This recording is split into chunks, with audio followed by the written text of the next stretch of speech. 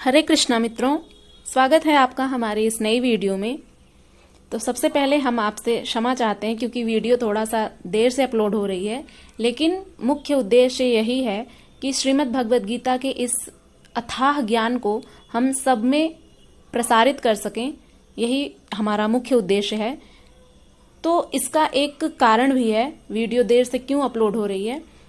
तो जैसा कि फ़ोन है तो इसमें कुछ एरर्स आ जाते हैं, जैसे नेटवर्क की प्रॉब्लम या फिर इलेक्ट्रिक की प्रॉब्लम, कोई भी प्रॉब्लम आ सकती है। तो समस्याओं का आना और आप अपने कार्य को किस उद्देश्य से कर रहे हैं, समस्याएं तो आएंगी ही, लेकिन आप किस डेडिकेशन के साथ कर रहे हैं, कितने मनोयोग के साथ आप अपने कार्य को कर रहे हैं, ये बहुत ही महत्वपूर्ण होता है। तो मित्रों, श्री भगवान तो हमेशा हमारे साथ ही रहते हैं। चलिए प्रारंभ करते हैं उन्हीं का नाम लेकर के। गीता के 7वें अध्याय का 13वां श्लोक इस प्रकार से है। त्रिभिर्गुणमयैर्भावैरेभिः सर्वमिदं जगत् मोहितं नाभिजानाति मामेभ्यः परमव्ययम्। इसका शब्दार्थ देखते हैं मित्रों। त्रिभिः गुणमयैः, त्रिभिः माने तीन द्वारा, गुणमयैः प्रकृति के गुणों से युक्त, भवैः माने अवस्थाएं, एभिः माने ये सब, सर्वम इदम जगत, सर्वम माने संपूर्ण, इदम माने यह, जगत माने संसार, यह ब्रह्मांड, मोहितम न अभिजानाति, मोहितम माने मोहित, न माने नहीं, अभिजानाति माने जानो, माम माने मुझको यानी श्री कृष्ण को, एभ्यः माने इन्हें, परम अव्ययम, परम माने परम, अव्ययम माने अविनाशी। व्यय का अर्थ होता है मित्रों खर्च करना। जैसे व्यय शब्द आपने सुना होगा, व्यय का अर्थ होता है खर्च करना, और अव्यय का अर्थ होता है जो खर्च ना हो सके, जो अविनाशी है, जिसका कभी नाश नहीं होता। ऐसे कौन है? हमारे भगवान श्री कृष्ण, वे परब्रह्म परमात्मा। तो ये रहा शब्दार्थ। अब आइए इसकी व्याख्या को देखते हैं।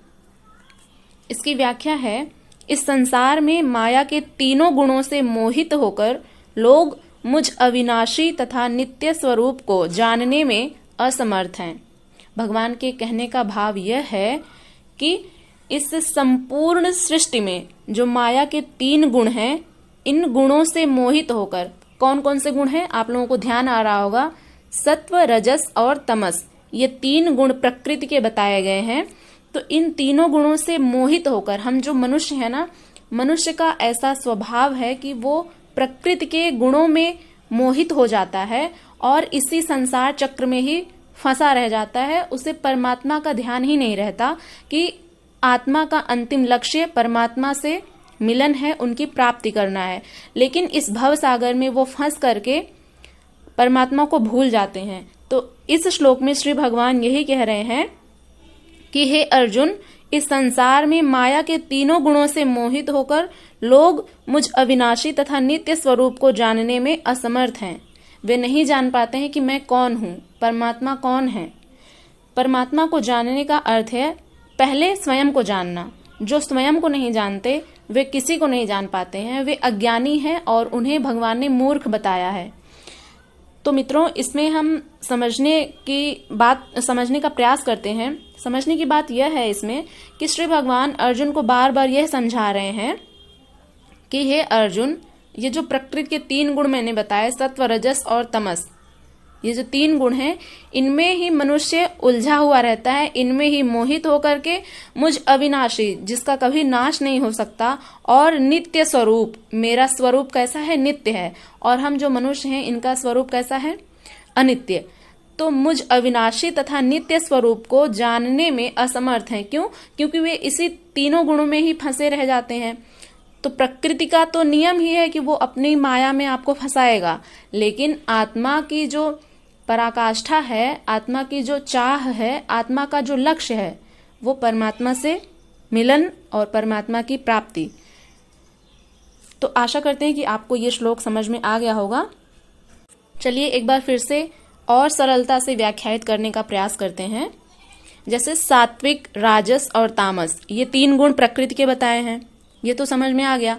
इनके कार्य रूप भावों से यह सारा संसार मोहित हो रहा है। इसलिए लोग इन तीनों गुणों से परे मुझ अविनाशी को तत्व से भली प्रकार नहीं जानते। मैं इन तीनों गुणों से परे हूं, अर्थात जब तक अंश मात्र भी गुणों का आवरण विद्यमान है तब तक कोई मुझे नहीं जानता। उसे अभी चलना है और वह राही है, यानी आत्मा जो है हमारी, इसका जो लक्ष्य है वो अभी अपने प्रगति के मार्ग पर है, तो वो अभी अपने मार्ग पर ही है, वो राही है और उसकी मंजिल कहाँ है? परमात्मा। उसका लक्ष्य परमात्मा से मिलना है। अब अगले श्लोक में श्री भगवान क्या कहते हैं उसको जानेंगे। गीता के 7वें अध्याय का 14वां श्लोक इस प्रकार से है। दैवी हेषा गुणमयी मम माया दूर्त्या मामेव ये प्रपद्यन्ते मायामेतां तरन्ति ते। अर्थात श्री भगवान अर्जुन से कहते हैं, दैवी ही एषा, दैवी माने दिव्य, ही माने निश्चय ही, एषा माने यह।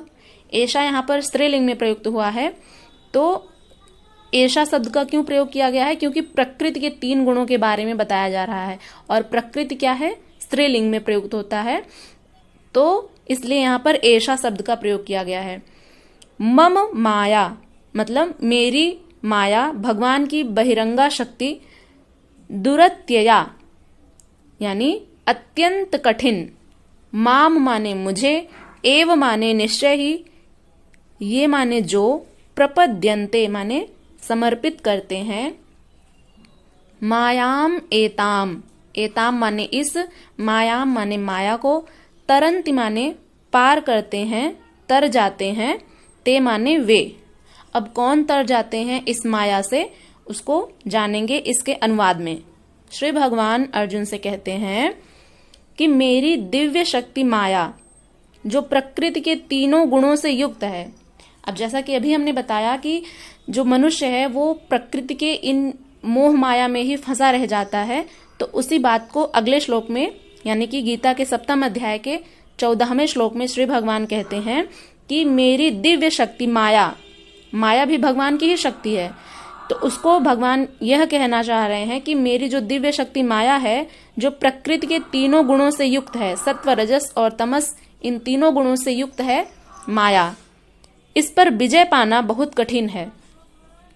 माया पर विजय पाना बहुत कठिन है, क्योंकि माया पर जो विजय प्राप्त कर लेता है वो समझ लीजिए कि परमात्मा को प्राप्त हो चुका है, क्योंकि परमात्मा को प्राप्त करने में जो सबसे बड़ी बाधा है वह है माया।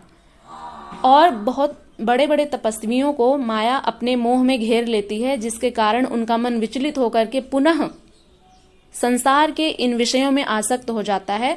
तो जैसा कि हमने इसी अध्याय के पिछले कुछ श्लोक में हमने पढ़ा था, 9वें या 10वें श्लोक में शायद, कि भगवान ने कहा था कि जो जिनका मन विचलित हो जाता है तपस्या करते समय, वे किस गति को प्राप्त होते हैं। ऐसा अर्जुन ने प्रश्न किया था कि हे माधव, आप बताइए कि जो तपस्वी होते हैं, जिनका मन विचलित हो जाता है, वे पुनः किस गति को प्राप्त होते हैं। तो श्री भगवान कहते हैं कि वे मेरे ही परम धाम को प्राप्त होते हैं, क्योंकि परमात्मा की प्राप्ति में जो एक बार लग जाता है, उसका मन चाहे कितना भी विचलित हो जाए, वो पुनः विषयों में आसक्त क्यों ना हो जाए, जब उसका नया जन्म होगा, जब उसकी आत्मा नए शरीर में प्रविष्ट होगी, तो उसका एक नया जो स्वरूप है, पिछले जन्मों का जो संस्कार है भगवान की प्राप्ति का, वो उस शरीर में भी आ जाएगा। तो वहां से उसकी एक नई जो यात्रा है वो प्रारंभ हो जाएगी, और जो पिछला जन्म है जिसमें उसने भगवान की प्राप्ति के लिए जो मार्ग अपनाया था, वो भी उसमें मतलब दोनों ही जुड़ जाएंगे। तो कहने का भाव यह है कि यात्रा तो चलती रहेगी। इसीलिए श्री भगवान ने राही शब्द का प्रयोग किया है इस श्लोक में। देखिए, राही बताया है भगवान ने कि उसे अभी चलना है, आत्मा तो राही है। इसमें मैंने अभी समझाया था 13वें नंबर के श्लोक में। और इस श्लोक में श्री भगवान कहते हैं कि इस माया पर विजय प्राप्त करना बहुत ही कठिन है, किंतु जो लोग मेरी शरण में आते हैं, वे इसे सरलता से पार कर जाते हैं। अब ये बहुत ही महत्वपूर्ण श्लोक हो जाता है, क्योंकि यहाँ पर श्री भगवान बता रहे हैं कि जो माया है वह मेरी ही परम शक्ति है, परम दिव्य शक्ति है, और जो कि प्रकृति के तीनों गुणों से युक्त है, और इस पर विजय प्राप्त करना अत्यंत कठिन है। लेकिन जो मेरी शरण में आ जाते हैं, यानी श्री कृष्ण की शरण में जो लोग आ जाते हैं, वे इस माया को आसानी से पार कर लेते हैं और परमात्मा से उनका मिलन भी हो जाता है, जो कि आत्मा का अंतिम लक्ष्य होता है। तो मित्रों, आशा करते हैं कि आप लोगों को ये दोनों ही श्लोक बहुत अच्छे से समझ में आ गए होंगे, और यदि समझ में आया हो तो अपना फीडबैक जरूर दीजिएगा, और अगर नहीं भी समझ में आया हो तो भी बताइएगा, हम और प्रयास करेंगे अच्छे से समझाने का। तो चलिए मिलते हैं अगली वीडियो में। यदि आप चैनल पर नए हैं तो इसे एक लाइक अवश्य करिएगा, सब्सक्राइब करिएगा, और इसे अपनी मित्र मंडली में भी शेयर करिएगा। जैसा कि मेरा उद्देश्य है कि गीता के ज्ञान को सब में प्रकाशित करना, प्रसारित करना, तो इसमें आप अपना सहयोग भी दें। चलिए मिलते हैं अगली वीडियो में, तब तक के लिए अपना खूब सारा ध्यान रखिएगा मित्रों। जय श्री कृष्ण। नमः संस्कृताय।